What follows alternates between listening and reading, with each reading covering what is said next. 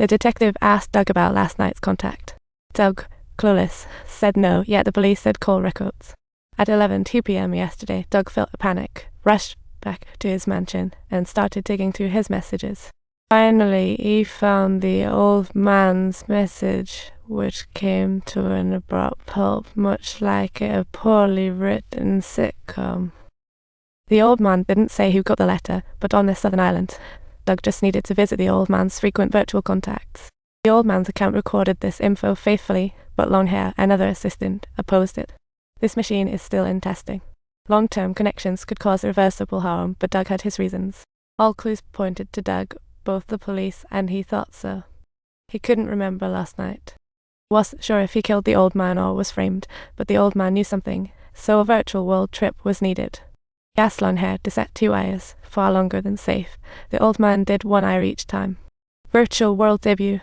First, he had to choose a suitable virtual persona, mostly based on real people. So Longhair swiftly matched Doug with the doppelganger. Injured and with consciousness loaded, Doug raced through a lengthy tunnel of thought.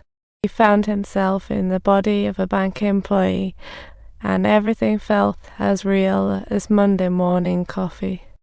People stared at him in shock for zoning out. Customers were fuming about wasted time, and the manager was looking worried enough to call in a yogurt, not to mention the realistic touch. It was real except for minor color flaws. It felt real. Doug marveled at the tech. He hailed a cab, targeting the old man's vessel. As a bookstore owner, helping pass a letter was natural, but despite Doug's hints, the owner showed no intent to give him anything. Instead, the owner felt DJ Curran's assigned view about Doug. Doug realized this was the possession's after effect. Hosts often retain possessors' memories. Just the old man's memories. Failing to get the letter from the bookstore owner, Doug rushed to the next target, a beautiful young girl. She was also among the old man's frequent contacts, but she was out in the Sticksea and not at home. Instead, at the hotel the old man frequented, Doug found her practicing martial arts under the manager's stern gaze. It seems class divide persists even in a virtual realm. Class and wealth gaps linger like ghosts. The girl wasn't Doug's target, but mistook him for a new patron, sending him to the bartender. The bartender facilitated it as protocol. She received the old man's letter, but ignored Doug's hints. With 2 eyes nearly up, Doug felt intense discomfort in both his real and virtual bodies. Both were on the verge of collapse helplessly. She wrapped up the encounter in a hurry, ducking into the restroom. It was fruitless, but Doug felt it was worth it. The world was more real than imagined, especially inadvertently. Discovered another side of the astonished old man. After Doug left, the bewildered bank employee finally came to his senses. After a few simple exchanges, the bartender knew for sure that this guy wasn't the same not the same person, darkening his face. Upon returning, a thug suddenly approached Doug. The thug demanded a substantial sum as a protection fee, and upon witnessing Doug's puzzled expression, he immediately commenced attacking without any hesitation. Doug, realizing he couldn't just stand there and take it, started fighting back with all his might. A few quick moves sent the thug fleeing. They'll see you in America's toughest spots. Doug gazed at his hands, shocked at his own fighting skills. Thug's message filled him with fear, lost in a fog. He didn't know what was happening. To solve it, he had to act fast. He boldly sought out Jenny, thinking if she really was the old man's daughter, she might have some answer. Indeed, she did. Jenny warned him about the virtual world. You can't connect your brain to a machine and skate. I came back to shut down my father's hospital system, she insisted. Doug's odd behavior seemed machine-induced, yet today was his first trip in. Plus, the virtual world was the old man's life's work. Doug was with him daily. How could he not know his true thoughts?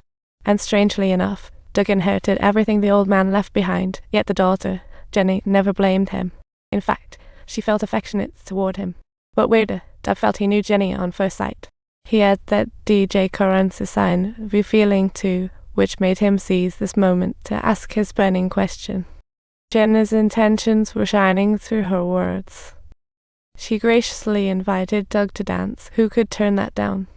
But before she could enjoy the sweet obligation, he abruptly lost all memory, jolted by police bursting in. That snitch thug had turned up dead shortly after ratting him out. Naturally, Doug became the prime suspect. Just when he thought he'd be wearing orange jumpsuits for life, Jenny bailed him out using her pristine reputation. 2 memory losses, 2 lives lost, Doug doubts himself too. Determined to uncover the truth, he ignores Jenna's pleas. He decided to dive back into the virtual world, but in his haste, he forgot to set a return timer, and this could spell that Doug entered the virtual world. Sheng and colleagues were in a dance-off. With time running out, he dropped his partner. Then he boldly broke a window before the owner could call the cops, shouting the last thing anyone would resist. Host retained some memories from possessors. Doug decided to use this method to track the letter's recipient. The bookstore owner struggled with amnesia, confused about waking in unknown places and smelling of girls' perfume. Even more bizarre, a suit he couldn't afford was hiding in the room. Doug led the bookstore owner to the hotel. All deceased respected him. Girls flirted, awakening the owner's long dormant heart. Suddenly excited, Doug helped the owner recall, starting with lovely ladies, memories not his own.